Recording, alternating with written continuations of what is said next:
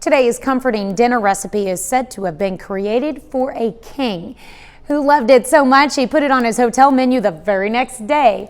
Howard shows us how to make chicken a la king in a hurry in the Mr. Food Test Kitchen.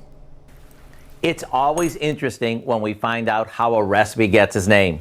For example, when it comes to today's recipe, chicken a la king, it was said to have been created back in the late 1890s at the Brighton Beach Hotel in Brooklyn, New York.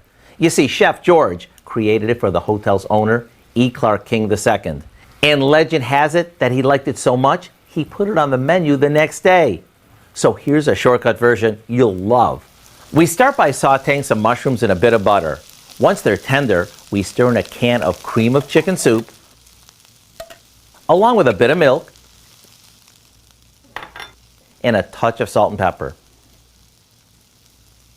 Once it begins to simmer, we toss in some peas, a bit of diced pimentos that we've drained really well, and of course, lots of chunked up cooked chicken.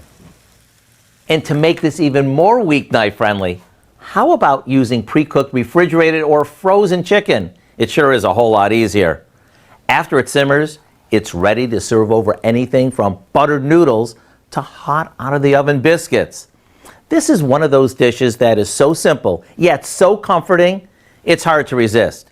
If you'd like our recipe for what we call chicken a la king in a hurry, it's online now, and let me tell you, it's fit for a king. E. Clark King II, that is. I'm Howard in the Mr. Food Test Kitchen, where today we rediscovered a classic dish that'll have you saying, ooh, it's so good. You can find this recipe along with a lot more good food from the Mr. Food Test Kitchen online. Just go to our website at KOAMnewsnow.com.